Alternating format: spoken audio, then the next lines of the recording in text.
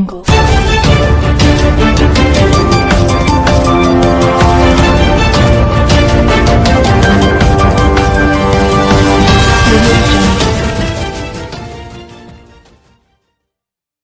علیکم، Asia 41 news کے ساتھ میں ہوں آپ کی میزبان ارم دانش۔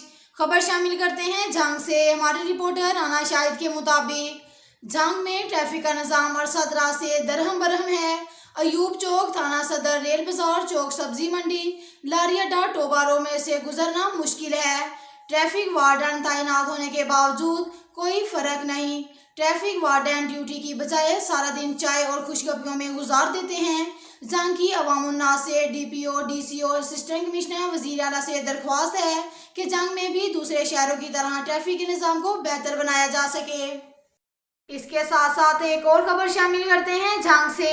ہمارے رپورٹر رانا شاہد کے مطابق گورنمنٹ کی طرف سے 90 روپے فی کلو میں دی جانے والی چینی کسی پاؤڈر سے کم نہیں، نہ اس کا ذائقہ اور نہ ہی کوئی ٹیسٹ ہے، بلکہ یہ دوسری چینی کے مقابلے میں زیادہ استعمال ہوتی ہے، جس سے خرچ اور بڑھ جاتا ہے۔ عوام الناس کی گورنمنٹ سے اپیل ہے کہ اچھی چینی کو لوگوں تک پہنچایا جائے تاکہ عوام کی صحت کے ساتھ ان کو بینیفٹ مل سکے۔ ساتھ ایک اور خبر شامل کرتے ہیں جھانگ سے۔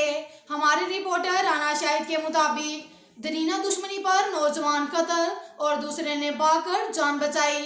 تفصیلات کے مطابق آج صبح 10 بجے کے قریب نادرہ دفتر اور شیرہ حمام کے ساتھ 3 نامعلوم افراد جو کہ 125 سی سی موٹر سائیکل پر سوار تھے، جن کی فائرنگ سے حیدرولد جنت گل قوم پٹھان سکنہ موزاں کچیاں تھانہ مسن کے رہائشی کو قتل کر دیا، جبکہ دوسرا شخص جو اس کے ساتھ تھا اس نے شیرہ حمام کے اندر بھاگ کر اپنی جان بچائی۔ ملزمان نے دوسرے شخص کو قتل کرنے کے لیے حمام پر فائرنگ کی، گولیاں شیشے پہ جا لگیں، دوسرا شخص بچ گیا۔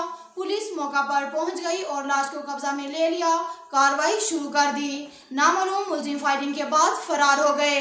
اب تک کے لیے اتنا ہی کافی ہے، ملتے ہیں اگلے بلیٹن میں۔